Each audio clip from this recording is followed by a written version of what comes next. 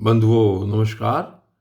कल की वीडियो में आपने सुना कि अदिति और दिति की संतानों के विषय में, और जो मरुदगण थे 49 मरुदगण थे, वो किस प्रकार इंद्र के साथ गए और उनकी उत्पत्ति कैसे हुई, ये आपने कल सुना। और आज के इस अध्याय में पुंसवन व्रत की विधि बताते हैं। तो आज चलिए सुनते हैं। राजा परीक्षित ने पूछा कि भगवान, आपने अभी अभी पुंसवन व्रत का वर्णन किया है और कहा है कि उससे भगवान विष्णु प्रसन्न हो जाते हैं, सो अब मैं उसकी विधि जानना चाहता हूँ। श्री सुखदेव जी ने कहा, परीक्षित, यह पुंसवन व्रत समस्त कामनाओं को पूर्ण करने वाला है। स्त्री को चाहिए कि वह अपने पति देव की आज्ञा लेकर मार्गशीर्ष शुक्ल प्रतिपदा से इसका आरंभ करे। पहले मरुदगण के जन्म की कथा सुनकर ब्राह्मणों से आज्ञा ले, फिर प्रतिदिन सवेरे दांतों नादि से दांत साफ करके स्नान करे, 2 श्वेत वस्त्र धारण करे और आभूषण भी पहन ले। प्रातःकाल कुछ भी खाने से पहले ही भगवान लक्ष्मी नारायण की पूजा करे। इस प्रकार प्रार्थना करे, प्रभु आप पूर्ण काम है, अतएव आपको किसी से कुछ भी लेना देना नहीं है। आप समस्त विभूतियों के स्वामी और सकल सिद्ध स्वरूप हैं। मैं आपको बार बार नमस्कार करती हूँ। मेरे आराध्य देव, आप कृपा, विभूति, तेज, महिमा और वीर्य आदि समस्त गुणों से नित्य युक्त हैं। इन्हीं भगों ऐश्वर्य से नित्य युक्त रहने के कारण आपको भगवान कहते हैं। आप सर्वशक्तिमान हैं। माता लक्ष्मी जी, आप भगवान की अर्धांगिनी और महामाया स्वरूपिणी हैं। भगवान के सारे गुण आप में निवास करते हैं। माँ भाग्यवती जगन माता, आप मुझ पर प्रसन्न हो। मैं आपको नमस्कार करती हूँ। परीक्षित इस प्रकार स्तुति करके एकाग्रचित से ओम नमो भगवते महापुरुषाय महानुभावाय महाविभूति पतये सह महाविभूतिर्बलिर्मुपहारिणी। ओंकार स्वरूप महानुभाव समस्त महाविभूतियों के स्वामी भगवान पुरुषोत्तम को और उनकी महाविभूतियों को मैं नमस्कार करती हूँ और उन्हें पूजा उपहार की सामग्री समर्पण करती हूँ। इस मंत्र के द्वारा प्रतिदिन स्थिर चित्त से विष्णु भगवान का आवाहन, अर्घ्य, पाद्य, आचमन, स्नान, वस्त्र, यज्ञोपवीत, आभूषण, गंध, पुष्प, धूप, दीप और नैवेद्य आदि निवेदन करके पूजन करे। जो नैवेद्य बच रहे उससे ओम नमो भगवते महापुरुषाय महाविभूति पतये स्वाहा। महान ऐश्वर्य के अधिपति भगवान पुरुषोत्तम को नमस्कार है। मैं उन्हीं के लिए भविष्य का हवन कर रही हूँ। यह मंत्र बोलकर अग्नि में 12 आहुतियाँ दे।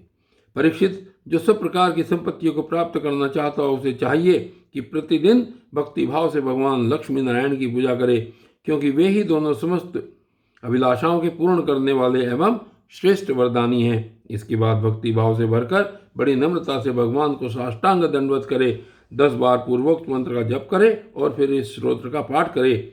हे लक्ष्मी नारायण, आप दोनों सर्वव्यापक और संपूर्ण चराचर जगत के अंतिम कारण हैं। आपका और कोई कारण नहीं है। भगवान माता लक्ष्मी जी आपकी माया शक्ति हैं। यही स्वयं अव्यक्त प्रकृति भी हैं। इनका पार पाना अत्यंत कठिन है। प्रभु, आप ही इन महामाया के अधीश्वर हैं और आप ही स्वयं परम पुरुष हैं। आप समस्त यज्ञ हैं और ये हैं यज्ञ क्रिया। आप फल के भोक्ता हैं और ये हैं उनको उत्पन्न करने वाली क्रिया। माता लक्ष्मी जी तीनों गुणों की अभिव्यक्ति हैं और आप उन्हें व्यक्त करने वाले और उनके भोक्ता हैं। आप समस्त प्राणियों की आत्मा हैं और लक्ष्मी जी शरीर, इंद्रिय और अंतःकरण हैं। माता लक्ष्मी जी नाम एवं रूप हैं और आप नाम रूप दोनों के प्रकाशक तथा आधार हैं।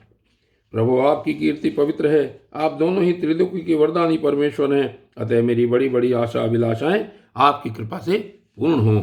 परीक्षित, इस प्रकार परम वरदानी भगवान लक्ष्मी नारायण की स्तुति करके वहाँ से नैवेद्य हटा दे और आचमन करा के पूजा करे। तदनंतर भक्ति भाव भरित हृदय से भगवान की स्तुति करे और यज्ञावशेष को सूंघकर फिर भगवान की पूजा करे।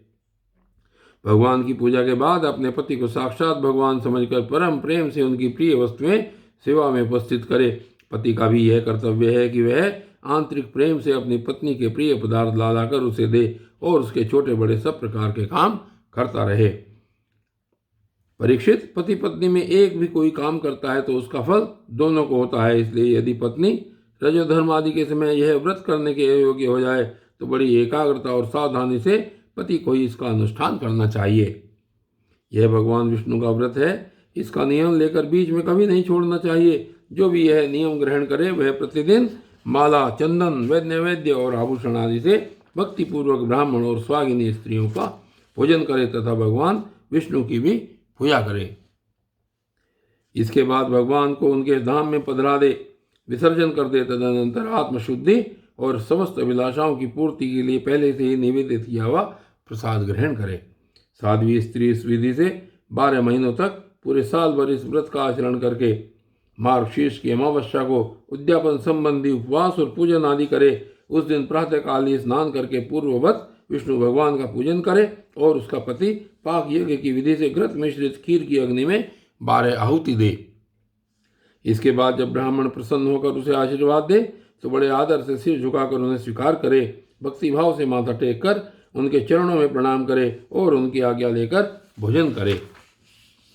पहले आचार्य को भोजन कराएं, फिर मौन होकर भाई बंधुओं के साथ स्वयं भोजन करें। इसके बाद हवन से बची हुई घृत मिश्रित खीर अपनी पत्नी को दे। वह प्रसाद स्त्री को सत्पुत्र और सौभाग्य दान करने वाला होता है। परीक्षित, भगवान के इस पुंसवन व्रत का जो मनुष्य विधि पूर्वक अनुष्ठान करता है उसे यही उसकी मनचाही वस्तु मिल जाती है। स्त्री इस व्रत का पालन करके सौभाग्य, संपत्ति, संतान, यश और ग्रह प्राप्त करती है तथा उसका पति चिरायु हो जाता है। इस व्रत का अनुष्ठान करने वाली कन्या समस्त शुभ लक्षणों से युक्त पति प्राप्त करती है और विधवा इस व्रत से निष्पाप होकर वैकुंठ में जाती है।